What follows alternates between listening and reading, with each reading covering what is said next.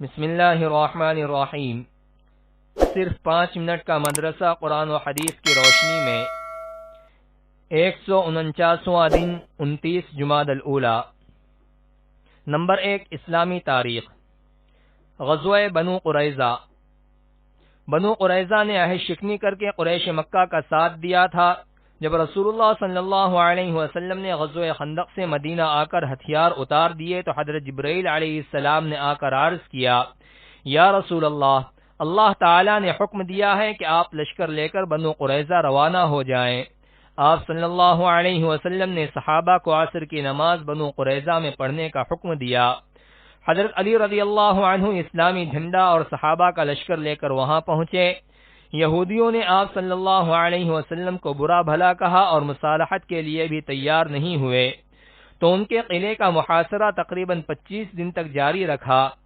بالآخر محاصرہ تنگ ہونے پر انہوں نے مصالحت کے معاملے کو پہلے حضرت ابو لبابہ پھر حضرت سعد بن معاذ رضی اللہ عنہ کے سپرد کر دیا کہ ان کا ہر فیصلہ ہمیں منظور ہے۔ انہوں نے تورات کے مطابق فیصلہ کیا کہ تمام لڑنے والے مردوں کو قتل کر دیا جائے، عورتوں اور بچوں کو غلام بنا لیا جائے، جائیداد اور مال و دولت مسلمانوں میں تقسیم کر دی جائے۔ اس فیصلے کے مطابق بنو قریظہ کو گرفتار کر کے مدینہ لا کر قتل کیا گیا۔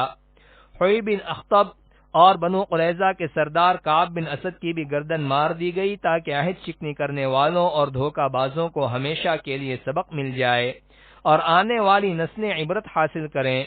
اس طرح مدینہ ہمیشہ کے لیے دشمنوں کی سازشوں سے محفوظ ہو گیا۔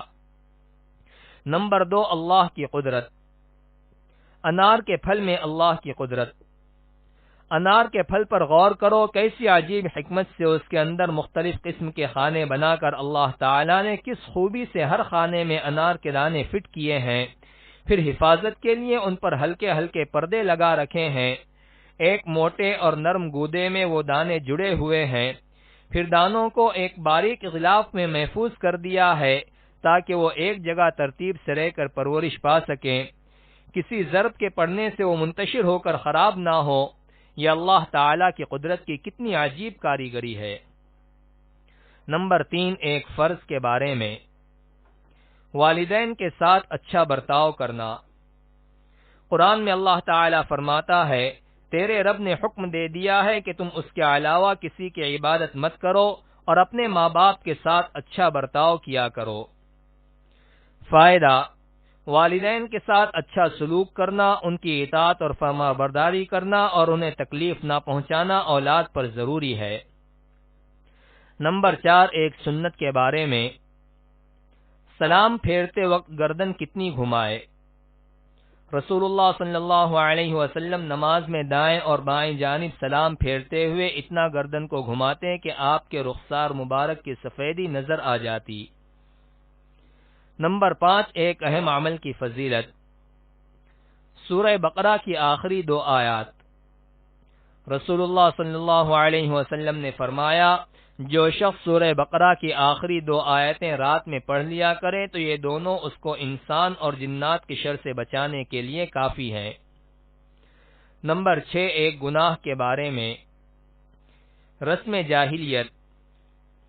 رسول اللہ صلی اللہ علیہ وسلم نے فرمایا، جس نے رخساروں کو نوچا اور گریبان کو چاک کیا اور زمانہ جاہلیت کی طرح واویلا کیا، وہ ہمارے طریقے پر نہیں۔ نمبر 7، دنیا کے بارے میں۔ بوڑھے آدمی کی خواہش۔ رسول اللہ صلی اللہ علیہ وسلم نے فرمایا، آدمی بوڑھا ہو جاتا ہے لیکن اس کی 2 چیزیں جوان رہتی ہیں، لمبی عمر کی خواہش، مال کی حرص و لالچ۔ نمبر 8، آخرت کے بارے میں۔ بائیں ہاتھ میں اعمال نامے والے۔ قرآن میں اللہ تعالی فرماتا ہے، جس شخص کو اس کا نامہ اعمال پیٹھ کے پیچھے سے بائیں ہاتھ میں دیا گیا تو وہ موت کو پکارے گا اور جہنم میں داخل ہوگا۔ نمبر 9، طب نبوی سے علاج۔ خربوزے سے معدے کی صفائی۔ رسول اللہ صلی اللہ علیہ وسلم نے فرمایا، کھانے سے پہلے خربوزے کا استعمال پیٹ کو بالکل صاف کر دیتا ہے اور بیماری کو جڑ سے ختم کر دیتا ہے۔ نمبر 10، قرآن کی نصیحت۔